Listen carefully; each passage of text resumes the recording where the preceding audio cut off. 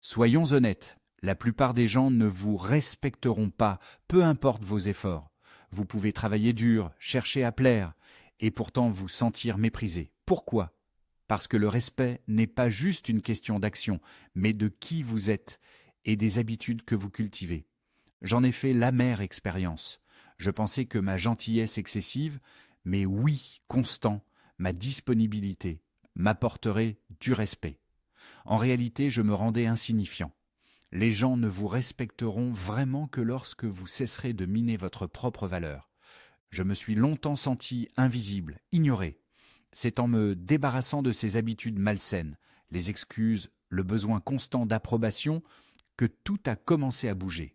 Le respect n'est pas venu du jour au lendemain, mais dès que j'ai cessé de chercher à plaire et que j'ai commencé à me respecter, mon monde a changé.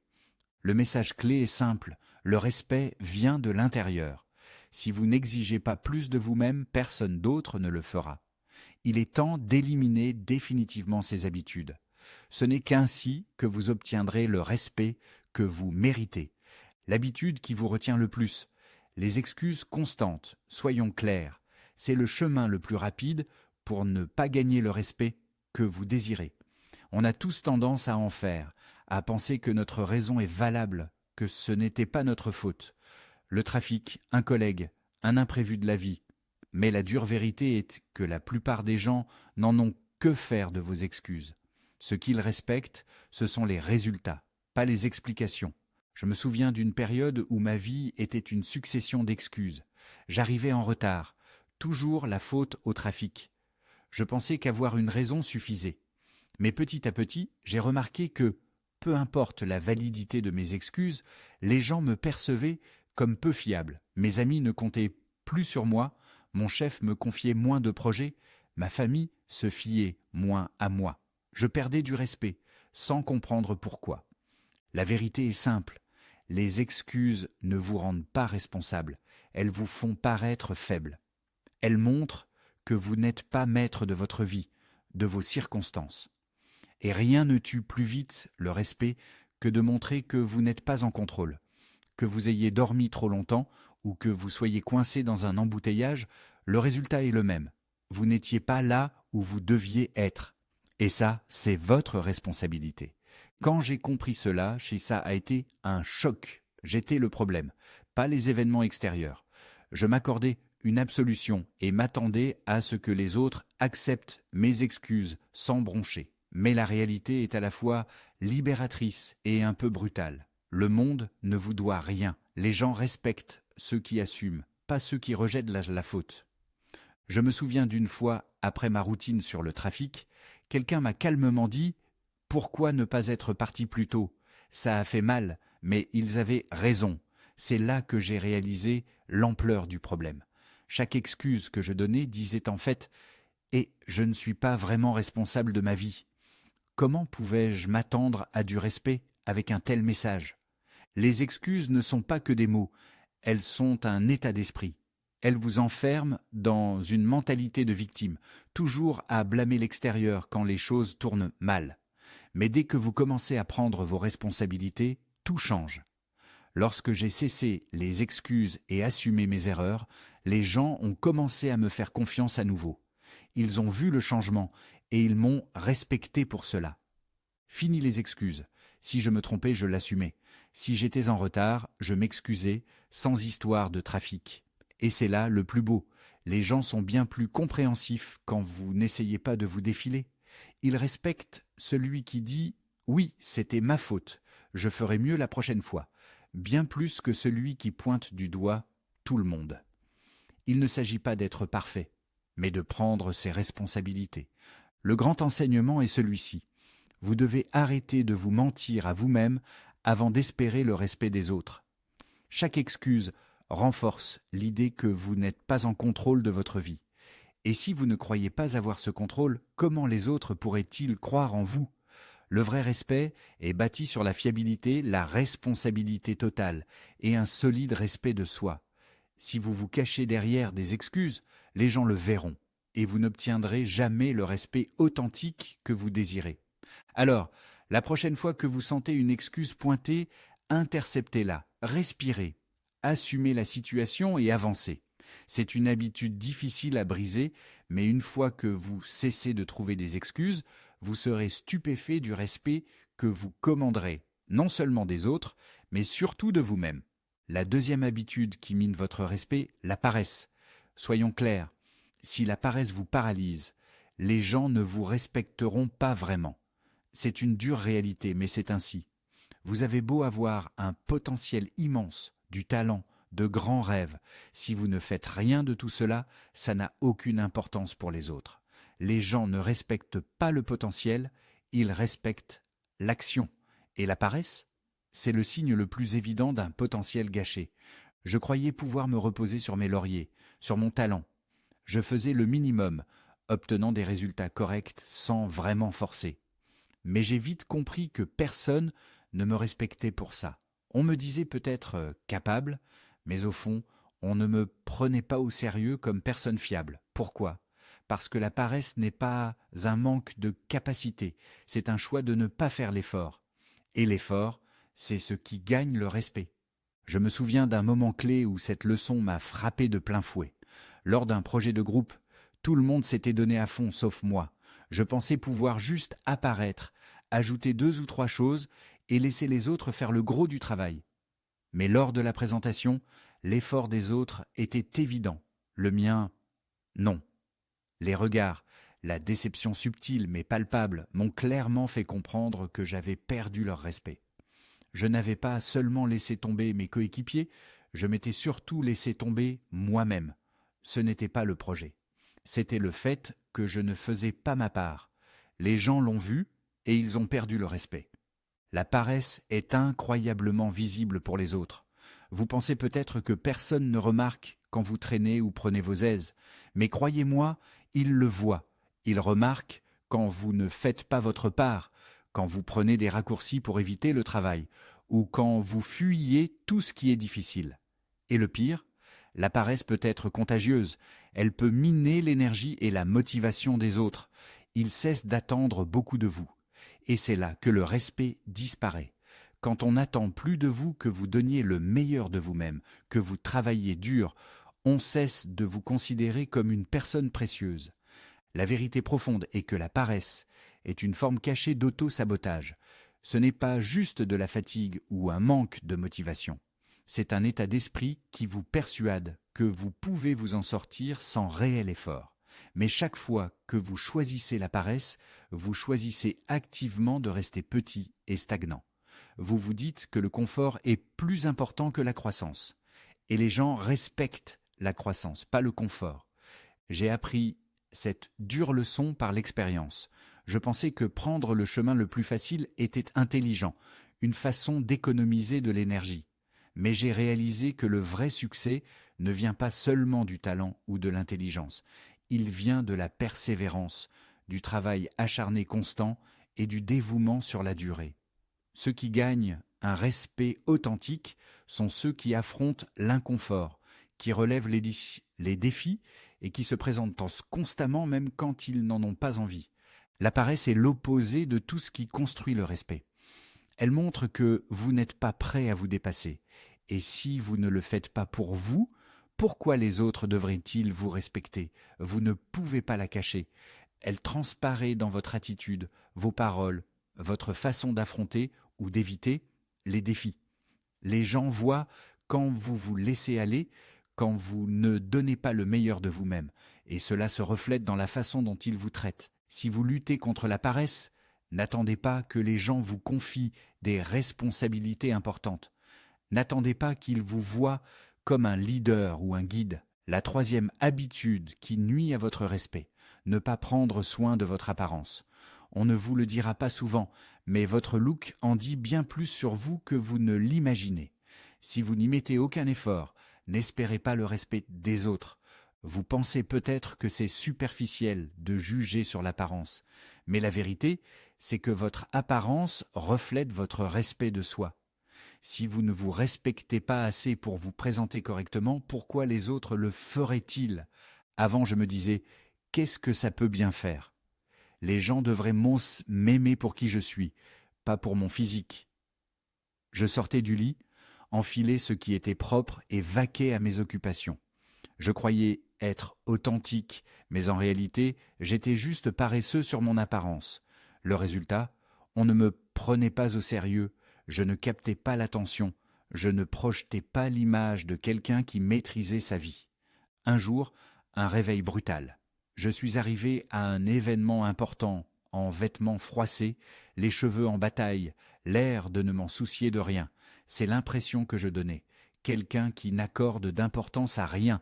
Dès que j'ai mis les pieds dans la pièce, j'ai senti la différence. Je n'étais pas pris au sérieux, pas traité avec respect. Pendant ce temps, ceux qui avaient fait un effort se démarquaient, attiraient l'attention sans effort. J'ai réalisé que négliger mon apparence affectait directement la perception des autres. Je perdais leur respect avant même d'ouvrir la bouche. Le message crucial est le suivant: votre apparence est une communication non verbale puissante. Elle dit au monde: je me respecte, je me prends au sérieux et je prends cette situation au sérieux. Quand vous prenez soin de vous, que vous faites un effort visible, les gens le remarquent positivement. Il ne s'agit pas de porter des vêtements chers ou de ressembler à un mannequin. Il s'agit de montrer un minimum de respect de soi en vous présentant correctement. Cet effort envoie un signal fort. Vous vous souciez de vous et des autres. Pensez-y. Quand quelqu'un arrive en désordre, mal coiffé, l'air d'être sorti du lit, quelle est votre première pensée? Probablement, cette personne ne se soucie de rien. Et si vous ne vous souciez pas de vous, les gens supposeront inconsciemment que vous ne vous soucierez pas non plus de votre travail, de vos relations, de vos responsabilités. Inversement, quand quelqu'un entre dans une pièce, l'air soigné, confiant, cela instaure un ton de respect. Les gens sont plus enclins à vous écouter, à vous faire confiance et à vous respecter. C'est peut-être dur à entendre, mais l'apparence personnelle n'est pas de la vanité. C'est fondamentalement du respect de soi. C'est montrer au monde que vous vous valorisez suffisamment pour faire cet effort crucial. Et quand vous vous respectez sincèrement, les autres suivront cet exemple. Après cet événement embarrassant, j'ai décidé de changer radicalement ma présentation. J'ai commencé à m'habiller avec intention, à soigner les détails, à être propre et ordonné. Et le changement dans la façon dont les gens me traitaient a été presque incroyable, instantané. Soudain, j'étais plus remarqué, pris plus au sérieux, et surtout, je me suis mis à me respecter plus profondément. Souvenez-vous, les gens jugent toujours sur les premières impressions, qu'on le veuille ou non, et ces impressions sont fortement influencées par votre apparence. Si vous voulez le respect, présentez-vous comme quelqu'un qui le mérite et le valorise. Négliger votre apparence envoie un message clair: je ne me soucie pas de moi-même. Et si vous ne vous souciez pas, pourquoi les autres s'en soucieraient-ils? En fin de compte, prendre soin de votre apparence est une forme puissante d'autodiscipline et d'amour de soi. C'est vous présenter au monde comme la meilleure version de vous-même. Si vous la négligez, vous dites silencieusement aux autres et à vous-même que vous ne vous valorisez pas. Et devinez quoi? Ils vous croiront. Arrêtez de penser que votre apparence n'a pas d'importance. Elle en a et elle en aura toujours, pour le meilleur ou pour le pire. Le respect commence par la façon dont vous vous présentez, à l'intérieur comme à l'extérieur.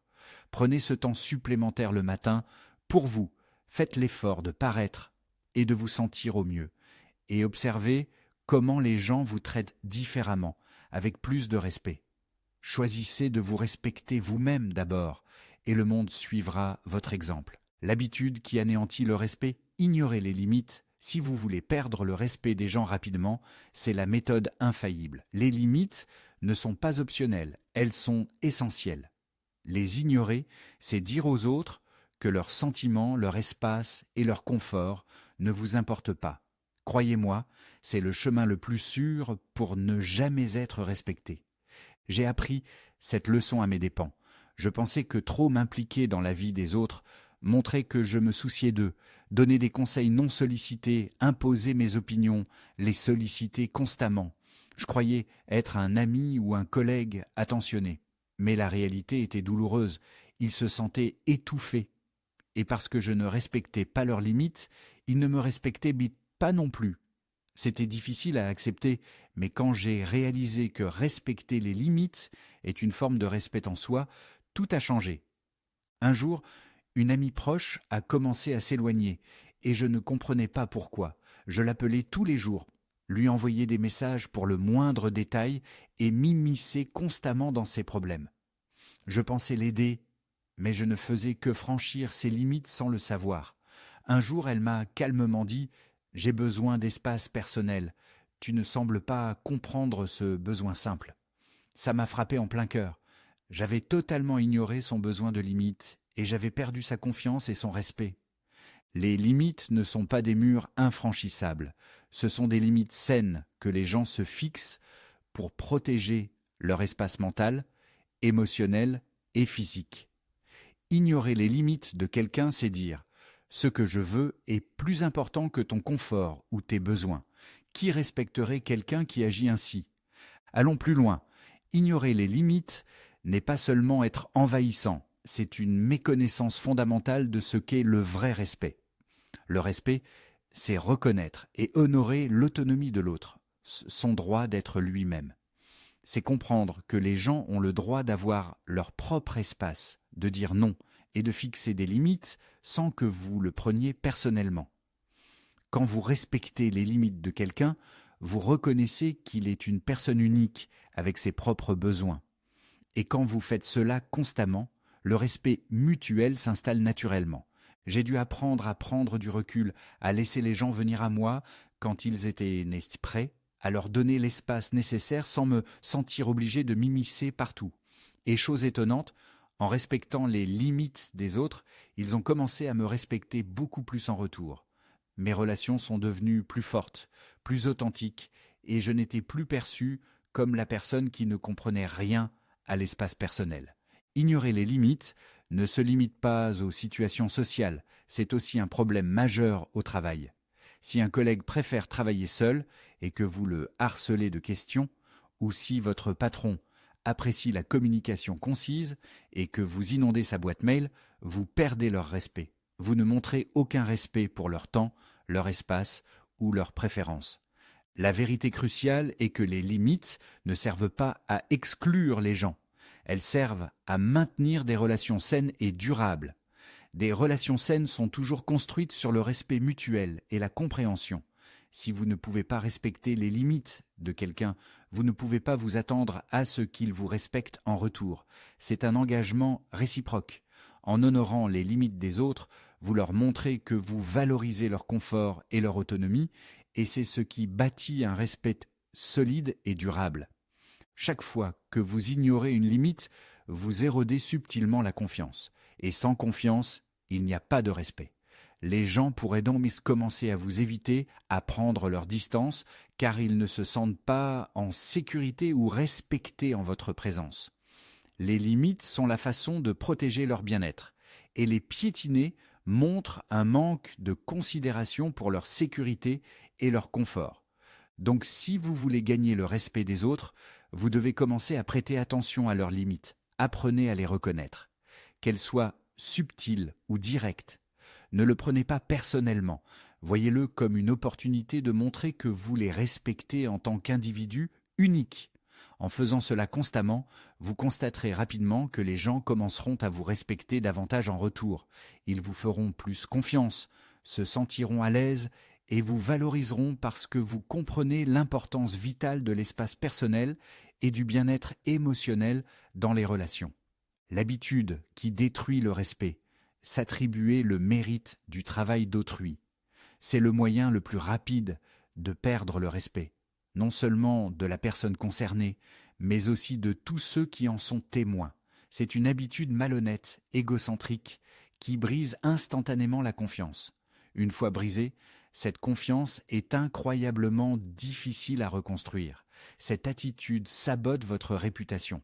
Je l'ai vécu personnellement et je n'en suis pas fier. Au début de ma carrière, impatient de me faire un nom, j'ai participé à un projet d'équipe. J'ai contribué, mais un collègue a fait un travail exceptionnel. Lors de la présentation, j'ai subtilement orienté les mots pour m'attribuer plus de mérite que je n'en avais. Je n'ai pas menti explicitement, mais je me suis assuré que la lumière soit sur moi. Au début, c'était grisant. Les éloges affluaient, on semblait impressionné. Mais la vérité est inéluctable. Les gens finissent toujours par savoir. Mon collègue puis d'autres ont compris. L'admiration s'est vite transformée en scepticisme et déception. Ce fut une leçon amère. Le respect ne s'obtient pas par des raccourcis. Il se gagne par l'intégrité, la collaboration et l'honnêteté. Le message profond est le suivant. Voler le mérite de quelqu'un, c'est vous faire du mal à vous-même. C'est comme vous dire « Je n'ai pas assez confiance en mes propres capacités pour me tenir debout ». C'est un signe d'insécurité et de peur, pas de force. Si vous cherchez des raccourcis vers le succès, vous ne gagnerez jamais le respect authentique. Le vrai respect est enraciné dans l'authenticité, que le vol de mérite détruit. Pensez au dommage à long terme. Si les gens vous voient comme quelqu'un qui ne rend pas le mérite là où il est dû, vous serez vite perçu comme égocentrique. Les collègues hésiteront à collaborer, les amis perdront confiance et les gens vous tiendront à distance car ils sentiront que vous ne jouez pas franc jeu. J'ai vu des personnes talentueuses perdre des promotions, des amitiés et des opportunités à cause de cette réputation. Et croyez-moi, une fois cette étiquette collée, il est incroyablement difficile de s'en défaire. Quand vous vous attribuez le mérite des efforts d'autrui, vous ne volez pas seulement leur travail, vous leur volez leur sentiment d'accomplissement. Vous les privez de la satisfaction d'être reconnus pour leur contribution. Imaginez à quel point c'est démoralisant. Chacun veut se sentir valorisé pour son travail acharné et prendre cela crée du ressentiment et une méfiance durable. À long terme, vous brûlez des ponts que vous ne pourrez peut-être jamais reconstruire. N'oublions pas, s'attribuer le mérite du travail d'autrui est une trahison. C'est dire « je vois ton effort, mais mon succès personnel m'importe plus que de reconnaître le tien ». C'est une rupture massive de confiance. Et le respect disparaît rapidement après. Les gens ne sont pas dupes. Ils voient quand quelqu'un veut accaparer la vedette.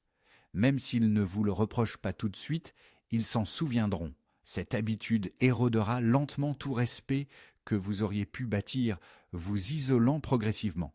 Je ne dis pas de minimiser vos propres contributions. Si vous avez travaillé dur et mérité la reconnaissance, assumez-la fièrement. Mais assurez-vous de toujours rendre le mérite là où il est dû. Célébrez les efforts de tous ceux qui vous ont aidé. Partager le mérite n'amoindrit pas votre succès. Au contraire, cela l'amplifie aux yeux de tous. Cela montre que vous êtes assez confiant pour reconnaître et célébrer les contributions des autres. Les gens respectent les vrais leaders qui élèvent les autres, pas ceux qui les rabaissent pour avancer. La vérité est que le succès obtenu en profitant du travail d'autrui est vide de sens. Il est creux et il finira par vous rattraper. Vous pensez peut-être gagner à court terme, mais à long terme, vous perdez bien plus que vous ne gagnez. Le respect authentique vient d'un soutien aux autres, d'être une personne de confiance et d'admiration, non pas par perfection, mais par équité, honnêteté et générosité dans le partage des honneurs. Comment réparer cette habitude? Commencez par reconnaître sincèrement votre erreur. Si vous avez volé le mérite de quelqu'un, avouez-le directement et sincèrement. Offrez des excuses. Donnez-leur la reconnaissance qu'ils méritent pleinement. Faites-leur comprendre que vous valorisez leur contribution.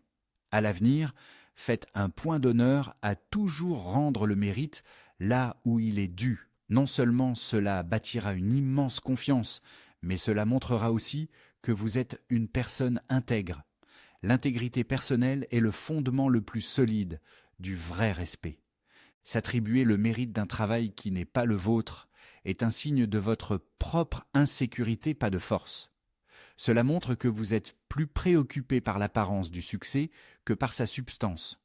Mais quand vous donnez généreusement le mérite aux autres, quand vous les élevez et célébrez leurs contributions, vous bâtissez une réputation de personne confiante, juste et digne d'un profond respect. Et c'est le genre de personne que les gens voudront naturellement suivre, à qui ils voudront faire confiance et qu'ils admireront. L'habitude la plus dommageable pour votre respect est d'être émotionnellement réactif. Il ne s'agit pas seulement de perdre son calme occasionnellement, mais de laisser ces émotions dicter constamment vos actions, vos paroles et vos choix. Quand les gens voient que vous avez du mal à contrôler vos émotions, ils ne vous feront pas confiance pour des responsabilités, pour diriger, ou même pour une amitié profonde. Pourquoi ? Parce que la réactivité émotionnelle suggère instabilité, imprévisibilité et immaturité. J'en ai fait l'expérience. Pendant longtemps, mes émotions me contrôlaient. La moindre contrariété me faisait exploser de colère ou bouder pendant des heures. Une critique ? Je devenais super défensif, élevais la voix ou partais en trombe. Avec le recul, c'est embarrassant.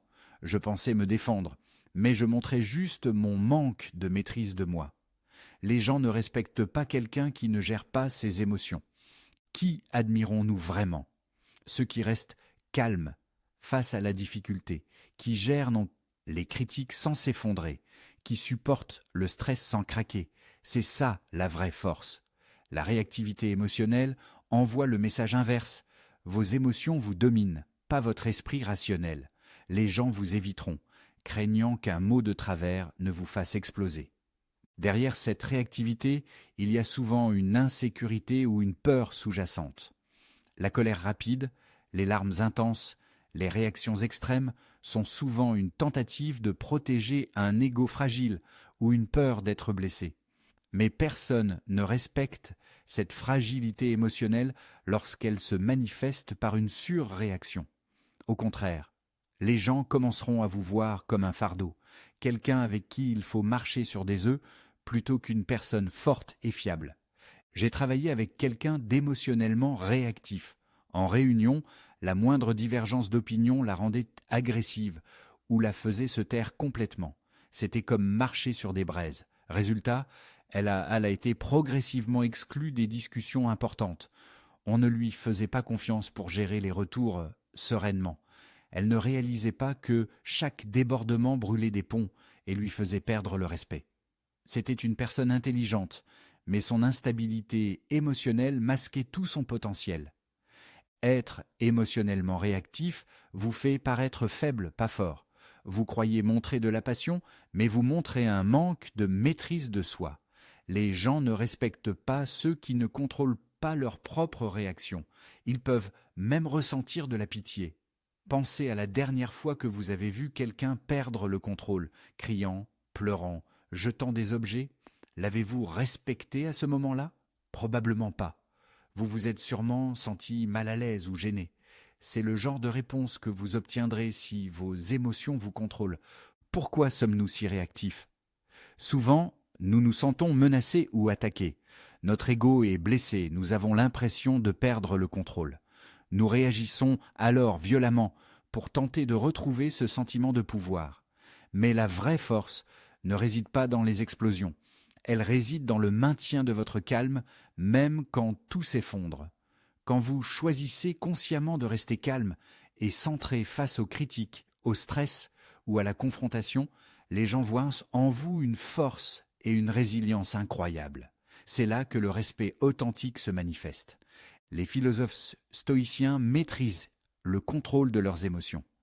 Ils croyaient que si nous ne pouvons pas contrôler les événements extérieurs, nous pouvons toujours contrôler notre réponse interne. C'est là que réside votre véritable pouvoir personnel. Vous pouvez choisir de réagir impulsivement ou de rester ancré, centré et calme. En choisissant le calme, vous gagnez non seulement le respect des autres, mais aussi un contrôle significatif sur la situation.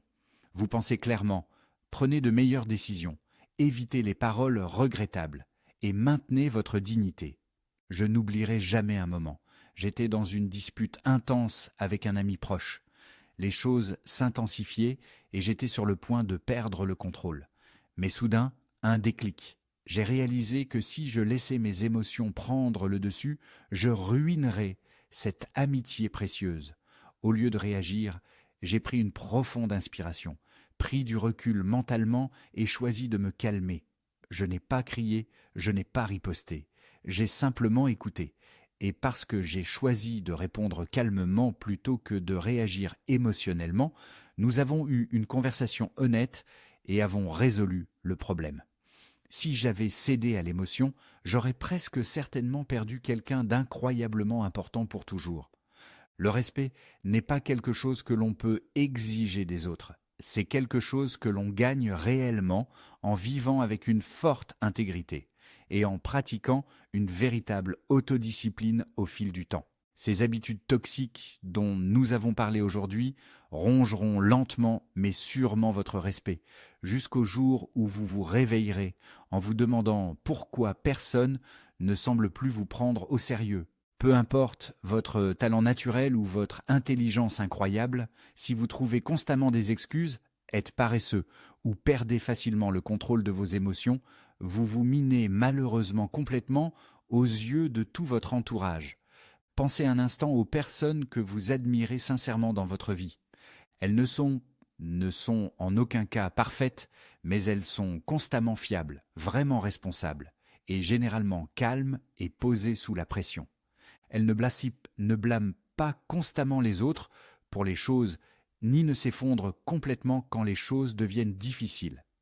Si vous voulez vraiment gagner le respect authentique des autres, s'il vous plaît, commencez par vous respecter suffisamment pour travailler énergiquement à éliminer les habitudes qui vous empêchent activement d'atteindre votre plein potentiel.